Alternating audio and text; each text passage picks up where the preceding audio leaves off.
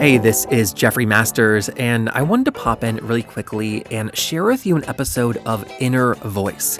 This is a brand new podcast by Jeffrey Marsh. That's Jeffrey Marsh, not Jeffrey Masters. I hope you're following. Now, this other Jeffrey Marsh, you probably know this, but Jeffrey is an author and a longtime Buddhist practitioner. They've been studying Buddhism since the 90s, and all that really informs their work, especially their work online, where they seem to have a real knack for just consistently going viral. In this episode, you'll hear them interview the hosts of Transparently Speaking about what it's like to raise trans kids right now, especially with everything going on in the world. So without further ado, please enjoy Inner Voice with Jeffrey Marsh. On this episode of Inner Voice. Parents, you're afraid of them being hurt by the outer world, but the hurt you are providing is worse than that. Oh, say that again. Yes, we do things for our kids because we love them, not because it's what we want. The investigation that, no, your kid is just a human being you made. But like they're a three-dimensional human being with their own wants, desires, chutzpahs. Can chutzpah be plural? Chutzpah singular? Chutzpah. Sure. You are not your parents' mistakes. What they couldn't give you, you now have the power to give to yourself. We are here in beautiful Los Angeles, California. Zach, do you like when the royal we is here, just meaning Jeffrey alone. But you, Zach, how are you doing today? Oh, I'm fantastic. I'm This so is going to be an here. amazing episode. It's amazing. Can we give a little Easter egg away that we record the interviews Absolutely. first? I don't think that's blasphemous. I also think it's nice because then we can do the intro and the outro informed by how the interview went, right? Exactly. So it's very smart. Right. And our guests today are incredible. I know. Well, that's what I was going to say. The interview we just did, because we filmed that first, we record that first, made me emotional and just cry over my own childhood. Because we're here to talk about parenting. But of course, we're going to talk about it in a metaphorical sense. That, anyone who has been parented, anyone who is a parent, anyone who interacts with other human beings. I mean, I'll just say it spiritually, Zach. For some people act like children. And no, that's actually no offense to children. Some people will get into a dynamic with you where they are in a place that's not the most mature they've ever been. Wasn't that a nice roundabout way to say it? That was very kind. It was very kind. And so the topic of parenting can be very relevant, especially if you're a leader in a community or somebody that is looked to by others. This is a show, I'm Jeffrey, and this is a show to help you rework your inner voice. I have 2 best-selling books. Oprah liked my first book. And I'm a social media star, 3 billion views. And do I talk about what it's like to be a human being and growing up, having grown up with parents? I wonder, Zach, parenting is such a relevant topic throughout one's entire life when it comes to spiritual growth and healing. Wouldn't you say? Well, I mean, of course there's exceptions, but who has not been parented and or guardianed by someone?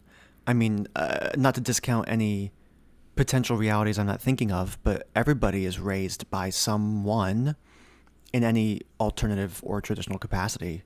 So it's the one thing we all have, and I'm not discounting people in the system, in the foster care system or the shelter system, but there's still an upbringing of some sort, right? It's the thing that we've all lived through, regardless of the mode of it, Yeah, and even if the system is a lack of parenting, even if the Even if I'll say that in the reverse, even if the parenting is done by the system, quote unquote, like a government or, fail safes or whatever, even if the parenting is a lack of parenting, it is something it's a topic that's important and that we all need to face and consider. And that's why our guests are so exciting.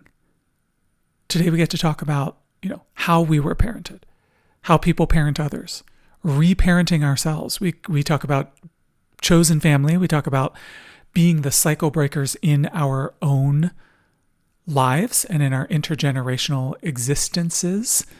So you can be a cycle breaker without being a parent. You can be the one who was raised in XYZ way, who was supposed to pass on Mishigas, and you refuse to do it. I mean, that is the spiritual path in some ways, and that is the therapeutic path if people are growing and changing. And parenting isn't just something you do to young people. It's how you hold yourself and how you hold others. To be an excellent parent is important even for single people, even for people that don't have their parents in their lives anymore, even for people who without children. To be a good parent, it's a set of skills we all need. The people who raised you don't get to define you. You get to do that definition yourself. And I'll tell you, I was so excited by the interview because we talk about exactly that. How to love. It was such a rich discussion for me, Zach. How to love a child for themselves and not imprint your own, needs, wants. What are people going to think of me as a parent, onto a child? Right. And as our lovely listeners will see, I mean, there's some transgender specificity to the conversation because they both have trans kids, and it was such an opportune guest for us, who neither of us shy away from our alphabet mafia identities, but it's so general too. I mean, so many people who mean well feel the necessity to imprint their own losses, their own ego onto the child as if it's a young version of themselves. And I think what's so beautiful about the discussion today is the discovery and or like the investigation that no, your kid is just a human being you made. But like they're a three-dimensional human being with their own wants, desires, chutzpahs. Can chutzpah be plural? Chutzpah singular? Chutzpah. Sure. They, I'll just speak from my own experience. My dad had the wherewithal later in life, right, to say, I was concerned about what other parents would think of me because you were queer.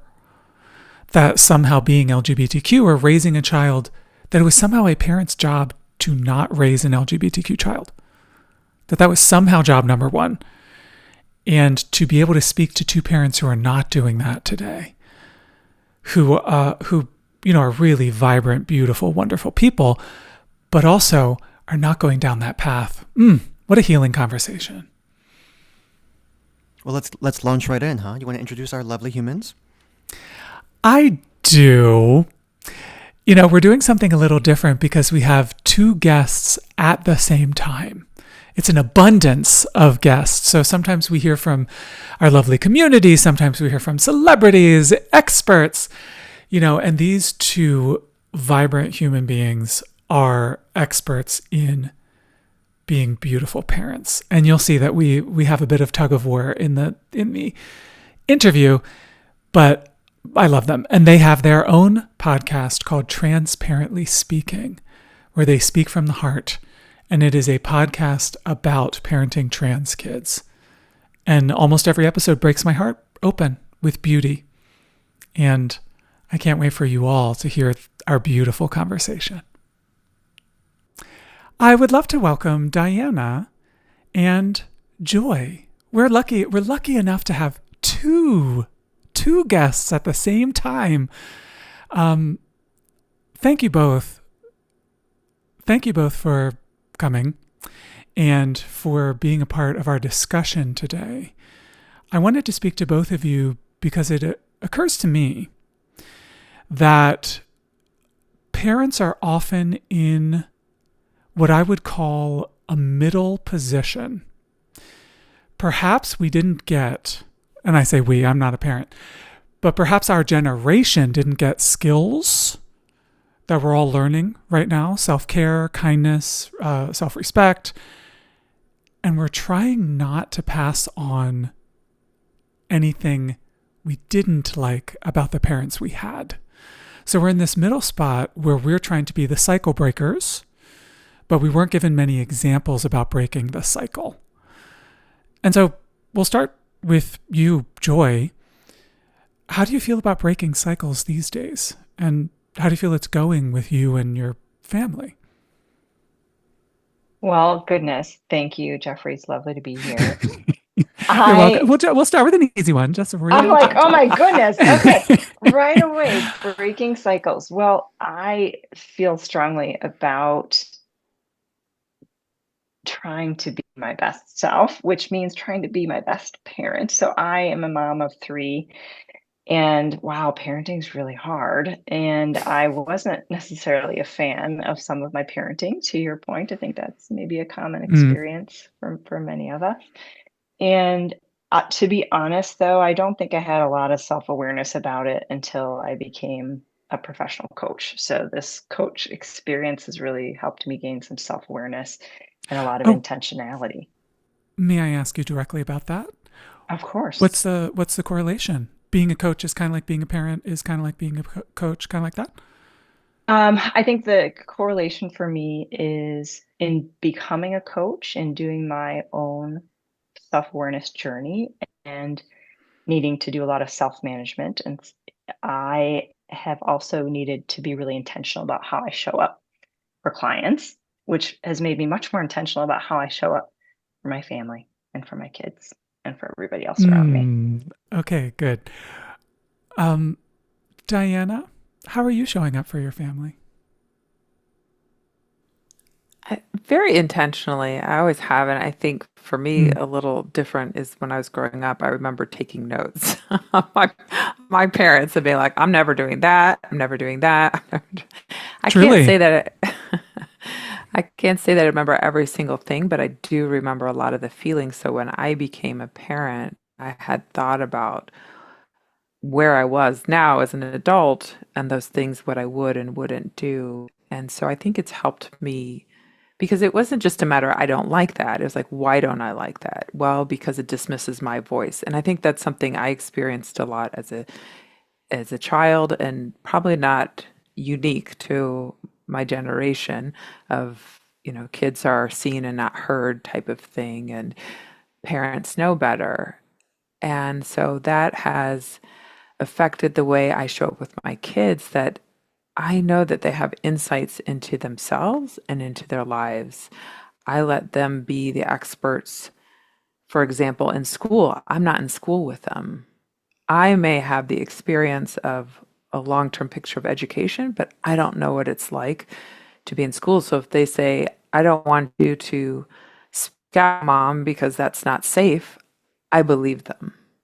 I might have a conversation with them about it, tell me more, but I don't dismiss their voice. I want their voice to have a space at our table. And to me, that speaks of a process that you want to bring to parenting. So we can talk about the nuts and bolts for both of you, do this, don't do this, or I have this style, I don't have this style. But when I was studying at the monastery, my teacher would say it's not what, it's how. And you're talking about a matter of respect, a matter of trust in self-awareness for the child. Is that what you meant? Correct. Yes. Yeah. And so can you say a couple more, Diana, just a couple more ways that looks in your parenting? Sure. I think when I've had a conflict with my kids, which I'm going to have, I often reflect on it afterwards. Like, how did I show up? How did they show up? How would I do it differently if I were to do it again? So my process is I often ask these questions. Is if I had to do it again, would I do it differently? Because sometimes the answer is no, I wouldn't. But if it's I wouldn't, why not? So that I like my reasons. If it is I would change it, then what would I do differently? And then how do I use that knowledge going forward? Yes. Yeah. And so this next question's for both of you, but we'll start with Joy. What was most surprising about being a parent, specifically of a trans kid? And through that process, if you can tell us what you learned about yourself from them. Oh my gosh, will I continue to learn so much from them? And specifically, if you're asking, what have I learned about myself through them? I think I didn't realize how much of an impact being a parent really has on me and as part of my identity. And I say that because I gave birth to what I believe to be three boys, and that was part of my identity. I was this mom of three boys. And say 5 years into that experience and to that identity, all of a sudden, that identity is changing. And that felt challenging to go through and to rediscover what does it mean now to be a parent of a transgender kid. And not Mm. only and not only being a parent of a transgender kid, but being a parent of a transgender kid that doesn't themselves necessarily want to present or identify as transgender. So it became a part of my identity that I couldn't share necessarily. It became something that we chose as a family to maintain with privacy because that was my kid's preference. And so I continue to learn and navigate that space. I think that's probably the biggest insight or the biggest kind of surprise that I continue to navigate on this journey. Yeah, I'd love for you to say a little bit more about that. So, especially the part of how it affected you that you then couldn't be. Uh, so, here's my projection onto what you were saying, that there was a part of you, at least, that wanted to be the out and proud parent who was fighting for your kid. And then the kid comes around and says, "Ooh, no, that's not what I want." So tell me about that personal, for lack of a better word, transition for you in coming to terms with choosing what your kid was saying over choosing something that was an impulse within you. Yes, I think that you nailed it on the head. And not just an impulse, but a desire, right? I want to Mm. be a visible advocate, an ally. And my kid is basically asking me not to. And that's really hard. It's really hard. And this is, as I experiencing it, one of the many things about parenting that's hard. We do things for our kids because we love them, not because it's what we want. And Oh, say that that, again. yes, we do things for our kids because we love them, not because it's what we want. You have more to say. I have plenty to say on that, but you first. No, I think that that's hard. It's hard Mm. and it's intentional, right? To make those choices. Yeah. So a lot of parents I witness, and my own experience of my childhood was that I was some kind of, at least for a long time, some kind of extension of their own ego. That who I was, what I was doing was a reflection on them, was somehow, the family, don't air the family's dirty laundry, that kind of stuff. And that to me made it very difficult for me to grow as a human being and become my own person. So kudos to you for taking a different path and realizing that you would want to do things for the love of your child. And I am no saint, Jeffrey. So I find Oh, myself sure you guilty. are. Guilty though, just of what you're talking about. So my daughter, right, the amazing Mm-hmm. human being that we're talking about, Samantha, my daughter Samantha is an amazing athlete. And I find now because she's passionate about this and love this that I want it. And sometimes I wonder, oh my gosh, do I want her success there? So even more than she does. And I have to watch myself all the time. Right. I'm like, I only want you to do it if it's fun. Like I'm saying the words, I'm hoping that it's real. And because I see one, the joy she has in it and the success she has in it, I continue to encourage her. But I have to watch myself. Like, I don't want her to do it because she thinks I want her to do it. I want her to do it because she wants to do it. I mean, it's a very delicate balance to be constantly watching out for overstepping and forcing and sort of too intentionally guiding the child versus just abundantly loving and encouraging anything that the kid is into. Is that what you're talking about? Exactly. It's a balance. Yeah. Yeah, it's a big balance. And Diana, could you say a little bit about this concept that you need to step back and let go of what they are asking for and what you're asking for, in the sense of not having an egoic ownership over trying to get your child to do X, Y, and Z that would reflect on you? Did you have a similar, learning experience? Yes, I think that was one of the biggest changes when my first one transitioned, was that prior to that, as a parent, I very much thought their behavior I had control over. Sorry. I'm 4 kids in now. That's a joke. Like, I have full awareness. I have no control. Right. But beyond that, wanting them to behave, I think I was very strict with the older 2 because I wanted them to be seen as well-behaved kids. And so I thought I had that control, and therefore had judgment of my own kids and other kids. And when my first one transitioned and I dealt with the judgment of the community, of what that meant, their thoughts on my parenting, their philosophies, and I recognized, wait a second, I have no control. And I often said to people that I would get the comment frequently, wow, you're so brave to choose to allow, or not, how is it worded? To choose for your child, something along those lines. And I said, I don't have a choice in the matter. It's not a choice. My child is who he is. The choice I have is whether or not I'm going to allow him to express himself or not. That's my choice. Yeah. And I choose to allow all of my kids to express themselves as who they are.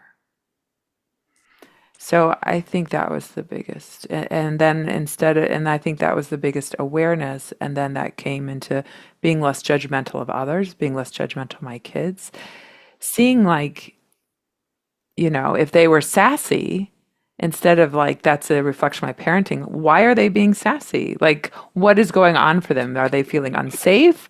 Did just they to clarify, sassy genetics? Is a bad thing? Is that I know.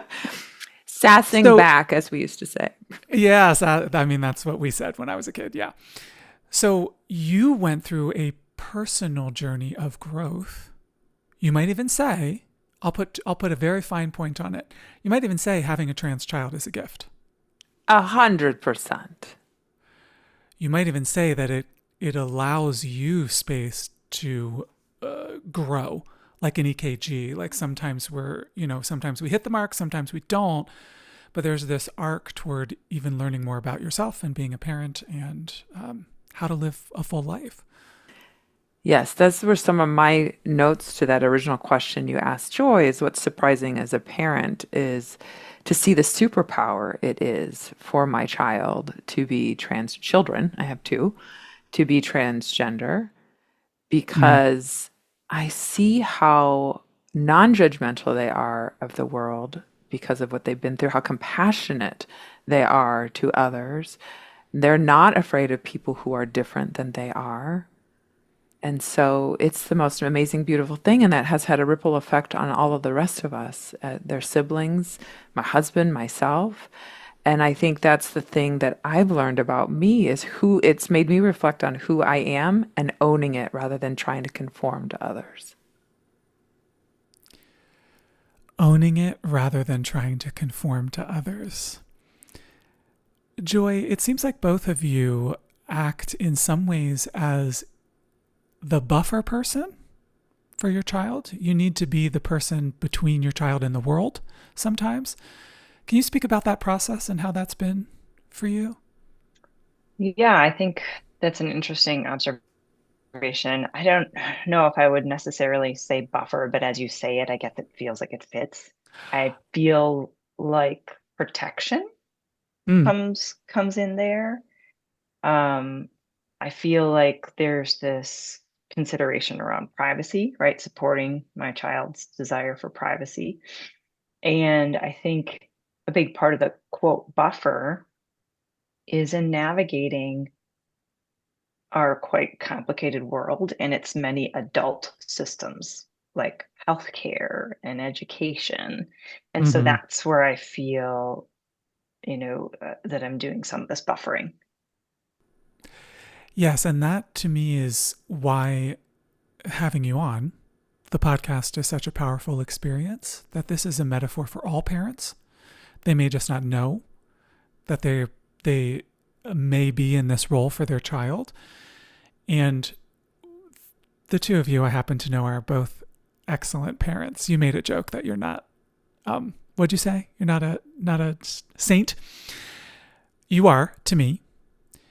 And it's largely because of that willingness to grow yourselves. So, Joy, when I'm coaching with people, we often have a discussion, if you could pass on one lesson to your kid, what would it be? And then I trick them and I say, how are you doing, with giving yourself that? How are you doing with living that lesson for yourself? But both of you, if I may say, are living the lessons for your kids. And that to me seems like one of the true gifts of having trans families. I totally agree. It's a gift for sure. And so, Joy, what do you do about people in the family that don't get it, that are resistant to your child and who they are, and on and on? Well, I will say I'm super grateful and blessed that our family in general is very supportive, and they Hmm. have always been, both sides of our family. Every once in a while, there's a rumble about, you know, um, grandparents, friends, or family members, their siblings who don't get it or aren't maybe willing to be supportive. But within the family, at least their front face is of support for us and for our child. And Front face is good enough. That's what I'm yeah, hearing in what you're. it's pretty sufficient. But we do know that there continues to be a lack of understanding. So we had a Mm, really interesting and powerful conversation around Christmas last year, after our newly elected president, was announced in November. hmm. And our concern, my husband and I both were like, who voted for him? Like in our family, who do we need to be having conversations with? Because if they voted for him, they definitely don't get it. Right. And so that's been part of how we're handling people in our life, is with more education, trying to help them understand how some of these choices, or the implications of politics in our world right now, which is terrifying. But that's what we're doing to continue moving the needle. Sure. I've said many times I could not imagine being a young person right now, let alone being a young LGBTQ or trans person at the moment. Yeah. Diana, do you want to share a little bit about how you've been navigating that space too as a parent? Yes. Sorry, that was a little emotional to hear you say that. That Mm-hmm. it's hard to imagine our kids in this time. But I Can I say some more? I'll make you cry some more. I grew up with Ronald Reagan, with George W. Bush, people that were not very kind to LGBTQs from the White House. But to me, in some ways, this era seems um, would be much more difficult on a young person. And that is shocking to me, growing up in the 80s and 90s, when I literally had no one to talk to, and people didn't conceive of trans lives and trans souls the way they do today. I just, my heart goes out to all young people right now. yes. So, okay, your original question is getting it. When it comes to Family members who get it, you can address that, and or I'm gonna anyway the you world. Yeah. um, I think for people more distant, it depends their role. I'll be honest, people more distant, then I kind of let them go because I don't have the energy for it, especially now more than ever. My energy is less to try to navigate those relationships.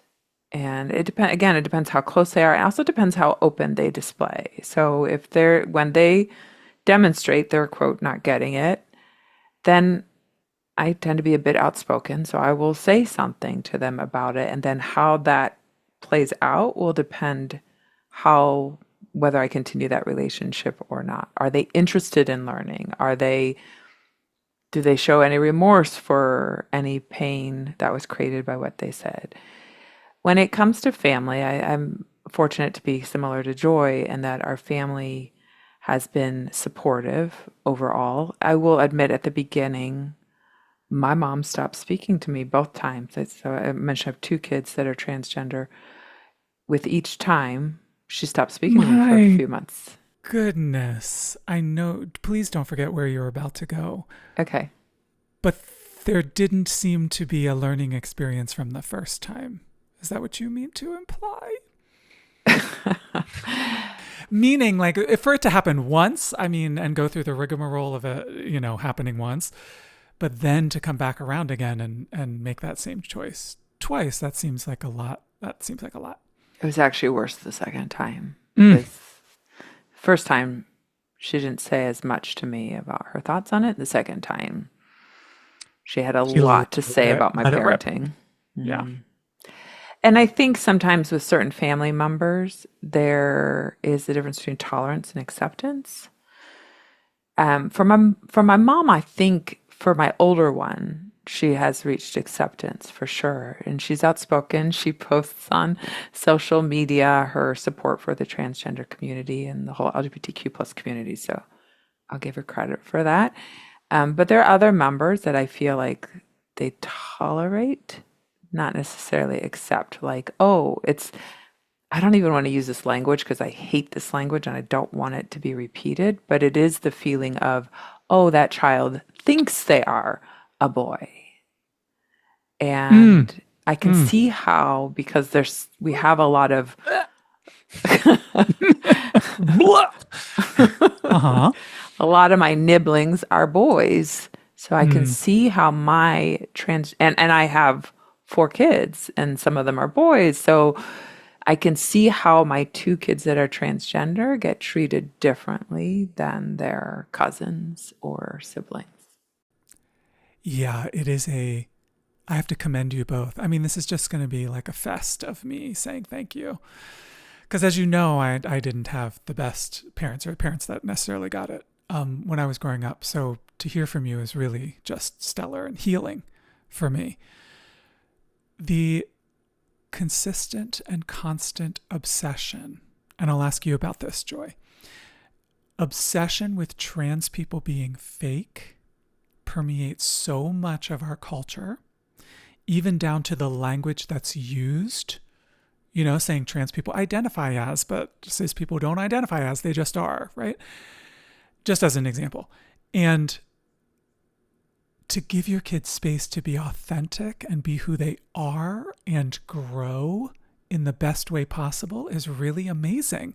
So what's your response, Joy? What do you think about being amazing? How's it been for you? I ask the hard-hitting journalism questions right here.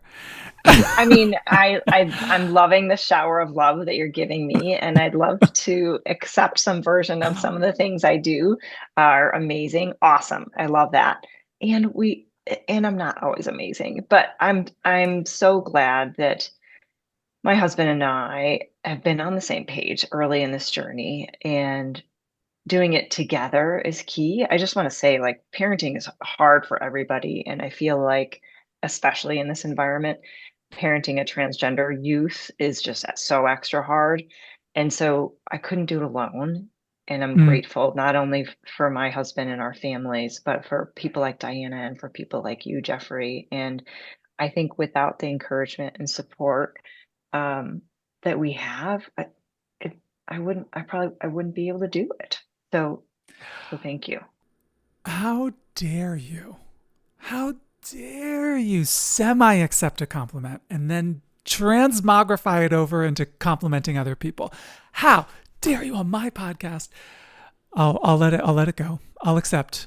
It's acceptable. What would if I was the judge on Law and Order? It's like sustained, but watch out, watch yourself. Isn't that what they always say? Be careful. Diana, would you like to talk about that compliment? Letting your kid have space to be fully themselves in a world that's like, by the way, just denigrates young people in general, that they don't know what they're doing. They don't, their experience isn't right. I know better than you, all that stuff. But when you add to that you have a trans child, it must be your family is, well, I'll let you say what most people's reactions are. But do you have some thoughts on that? Yes, I have a lot of thoughts, but I don't know where to begin.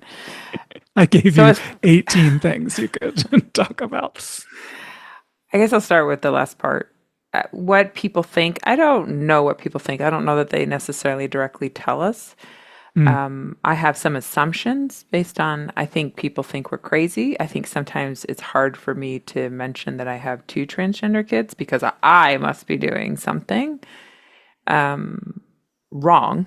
And let me finish that sentence. I must be doing something wrong is the comment, or, and then especially if they know that I educate on gender, then it's like, oh, she knows the secret formula, right? But yeah, it has changed how I show up in public. Like the minute my first one transitioned, I'm a bit feisty, to be honest with you.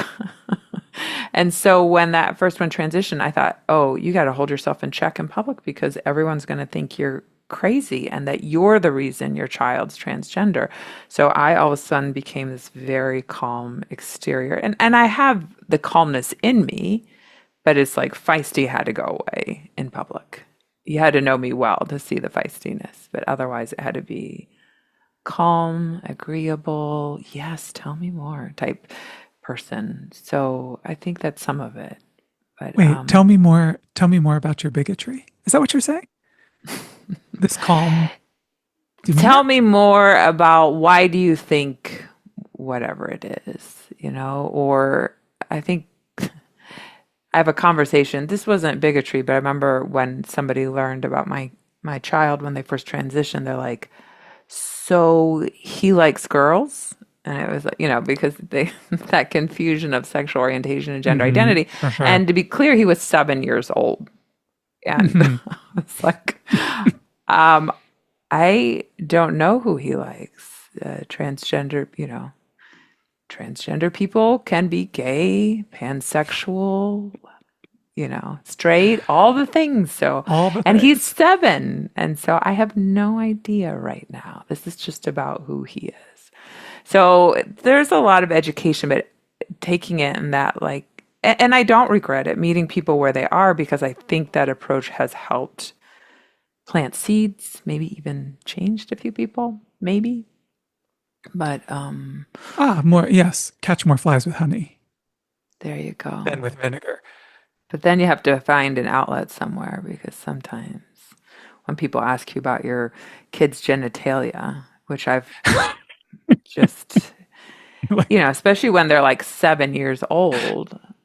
I'm obsessed with Law and Order, but that's like the lawyer coming in the room saying, this conversation's over.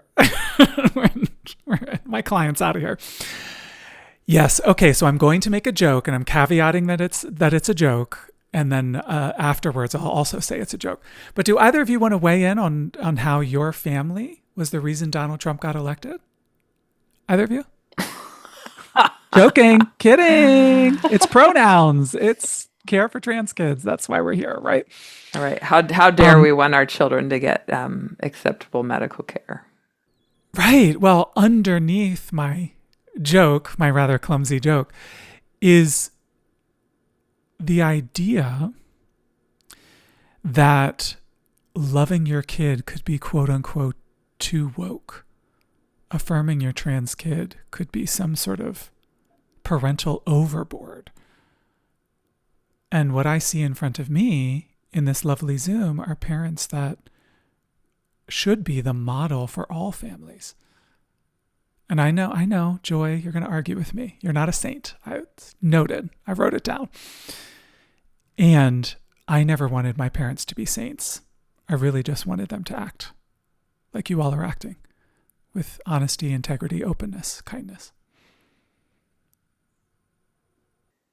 Well, I think I just want to say that I think we want everybody to act that way. And when we have a president in the office that doesn't model those behaviors and doesn't acknowledge that transgender people exist, right? Like, these are the barriers that we face. And so, yes, we acknowledge our kids because it's real and it's an experience and it's devastating that a good portion of the world is refusing to understand that. I'm glad you used the word refusing. I think that's lovely. But Diana, you were trying to jump in. Did you want to also respond? Yes, it goes back to the compliment that you were giving us of being amazing parents. I am so uncomfortable with that compliment because, so excuse me for doing this on your podcast. Go for it. And it's because for me, what Joy and I do accepting our kids for who they are, and I use it plural, all our kids. It's not just our transgender kids. If we're accepting our kids for who they are, to me, that is part of our job as parents. So to be like, oh, you're amazing, that's so incredible. It's like, no, I'm doing what I'm supposed to be doing. So that's where it's hard for me to take the compliment. It's like, well, I'm not doing to me anything above and beyond. And I say that, and it's been pointed out to me, yes, but a lot of parents don't do that. And I'm like, you're already rebutting my rebut. I have heard it all, Jeffrey. Yes, I have heard it all. And a lot of parents don't do it. You I want to understand address that part, or yeah. Well, and I'll address that part with a little bit of what Joy was saying. The thing that scares me the most in the current political environment we are is I often think of those kids now that are coming out to their parents and those parents who are all scared. So the parents that don't do what we do is out of fear.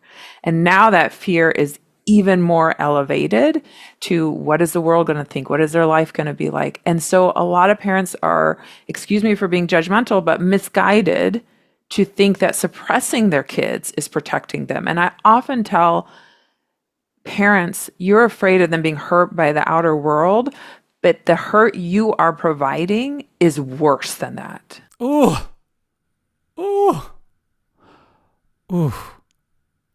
I was 11 when I came out. My mom said, you're too young to know about that. And later in life, she said, I was just trying to protect you because I knew you wouldn't have a good life if you were that way. But I'll go beyond misguided, deluded, and off track, off base. If anyone's asking or looking for my opinion, and I assume both of you would agree, what kids need is utter acceptance for who they are. Yes. Yeah, Because they need to be seen and loved for who they are. And Joy, will end with the point you made. I'll just underline it. Everybody should be acting that way. Right? The conversation we're having is metaphorical. Whether you were parented, you are a parent, whether you interact with anyone in the world, let us do it with seeing who they are, respecting and loving and accepting who they are. Thank you both. It means the world to me. And I'm so glad you stopped by. Thanks for having us. Well, what a gorgeous conversation. What gorgeous people, what beauty, what kindness. I'm the luckiest person on earth to do this work and to talk to people like that. On to trivia. Oh my God, that's me. That's my cue. Hi. Wait, it was supposed to be space for the theme song. Am I not supposed to? I mean, Wait, okay. No, I know. I'm sorry. Okay, insert song here. Trivia.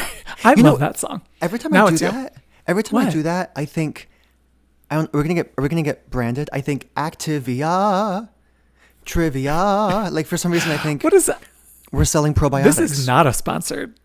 This is not- well- not a sponsored trivia question. That's all I have to say, right? This is non-sponsored. Yes, Jamie Lee thank you. Curtis, if you want to come on the podcast, We're ready. I mean, that would be a great interview. Okay, That'd be a send it. sensational interview. Everybody I will. send it to Jamie Lee. my question for today is: according to a 2023 Pew Research study, what 2023, percentage? the year of evil. The year. I Sorry know. to interrupt you. No, it's fine. This is from the Pew Research Center. What percentage of U.S. adults say they had a difficult relationship with at least one parent growing up? Okay, this one's an interesting one because the true number and that word say that it happened to them, I think it's two different numbers. So let me go with the face of the question. How many adults say they had a difficult relationship with at least one parent? 60. Okay. We'll find out more later in the episode. 60.5. 61%. I'm trying to do prices right. Great. Okay, well, Jeffrey's locking in their answer at 60.5%. You all lock in your answers at home. Okay, lock in your answers in your head, and then we'll come back and we'll reveal the Why answer. is trivia like the most fun in the world? Later in the Why is episode, it because the trivia is amazing. world? Okay. I can't wait to find out. Me neither. Hi, I'm Diana. And I'm Joy. We're two moms of transgender kids who transitioned young, and we stayed pretty quiet about that in real life. But on Transparently Speaking, we say all the things we can't always say out loud. The fears, the joys, the things we're still figuring out. Our families live non-disclosed, which means most people around us don't know our kids are trans. That's exactly why we wanted to share with this portion of what our life is really like behind the scenes. We talk about everyday things, sports, teams, sleepovers, school, and also the bigger stuff like anti-trans legislation and what hope looks like when things feel hard. We don't represent every story, just ours. But if hearing about our experience helps you understand more, feel less alone, or become a better ally, we're glad you're listening. We dive in, Transparently Speaking. Join us to listen and subscribe wherever you get your podcasts.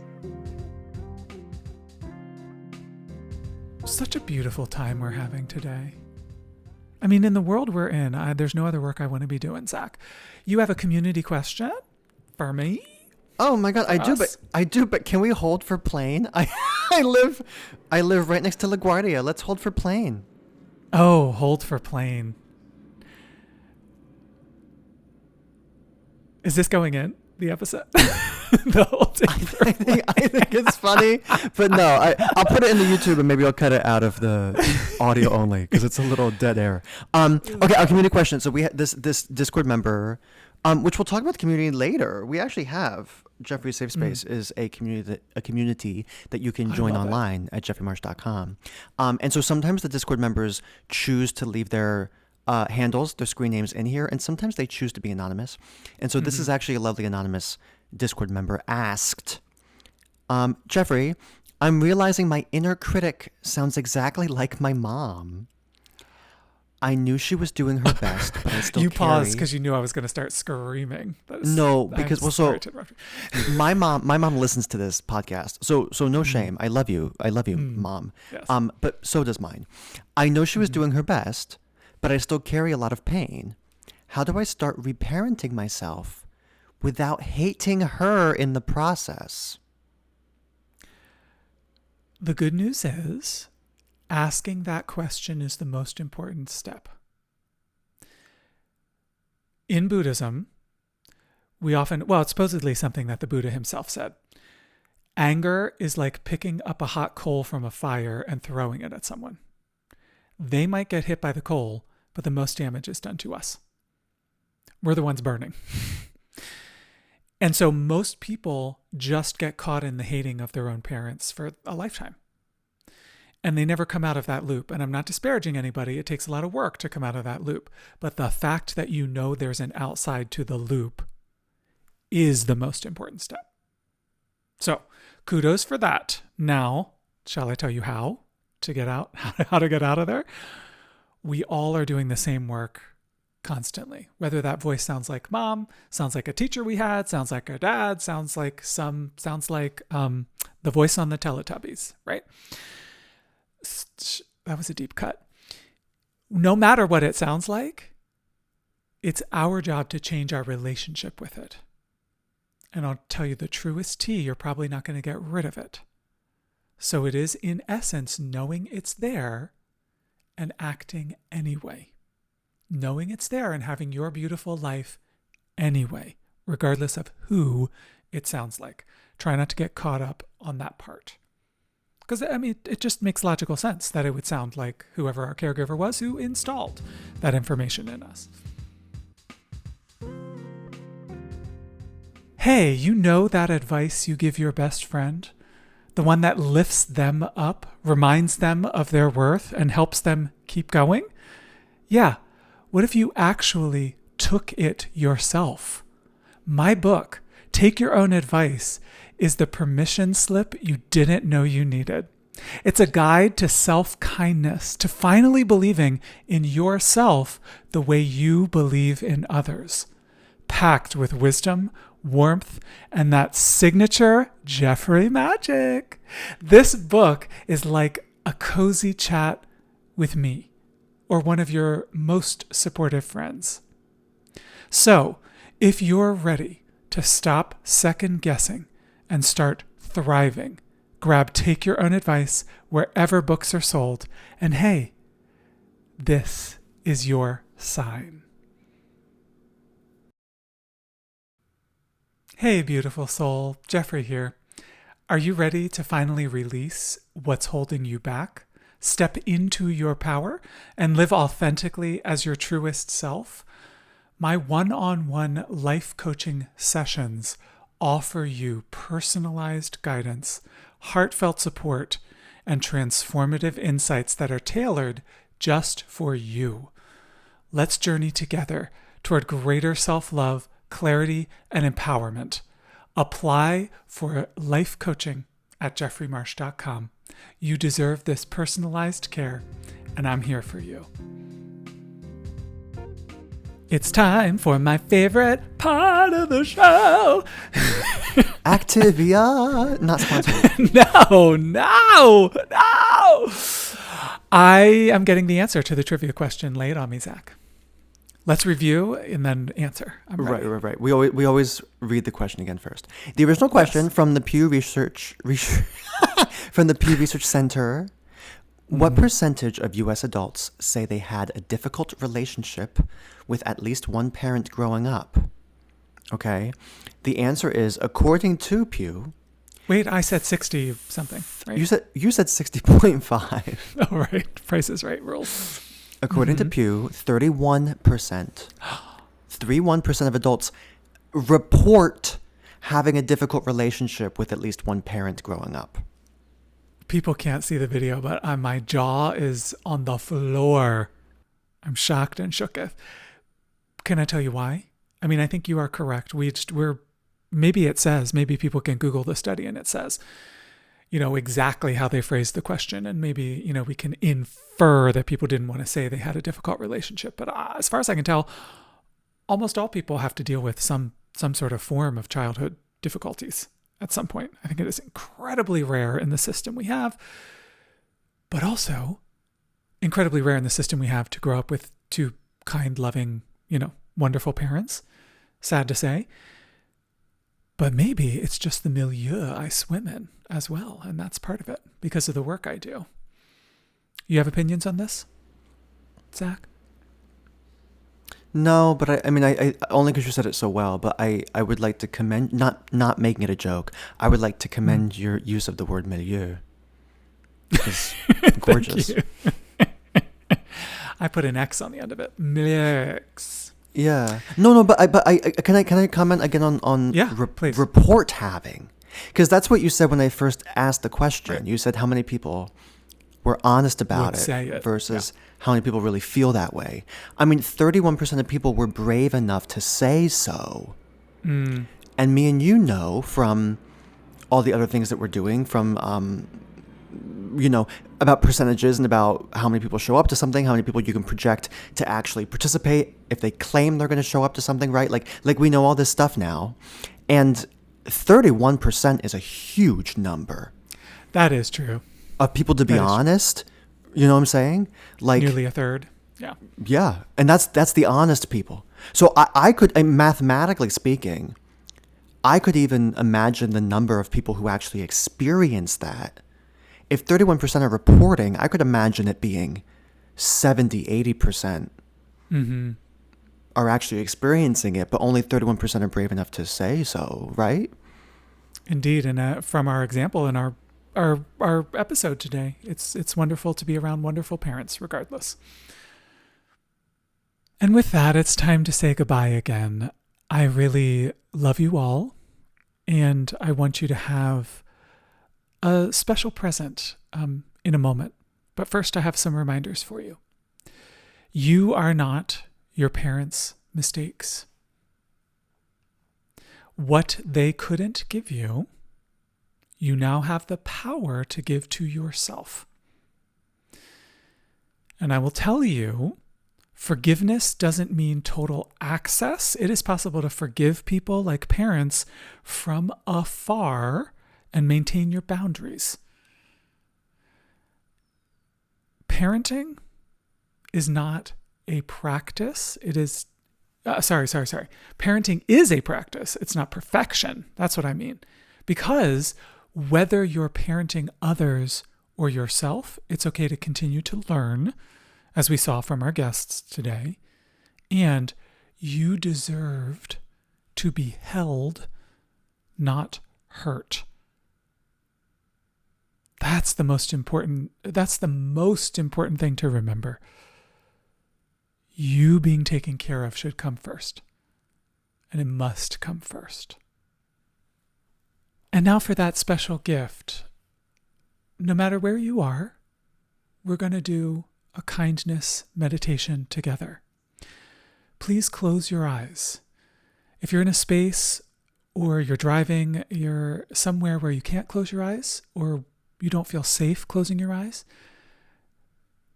just glance down, give yourself some space, and bring your attention inward. It's okay to keep walking, folding the laundry, but please take some nice, long, deep breaths. Doing this work is not easy. And I'd like you to join me in a mantra. Let's repeat to ourselves as you're breathing in this safe, kind space. It's okay to feel whatever I'm feeling. Take some deep breaths and repeat with me. It's okay to feel whatever I'm feeling. It's okay to feel whatever I'm feeling. And we'll take one last beautiful cleansing breath together. Exhale first. Get all the breath out. And then as a community, as a world, as a globe, inhale. Big, big breath. Hold the breath there.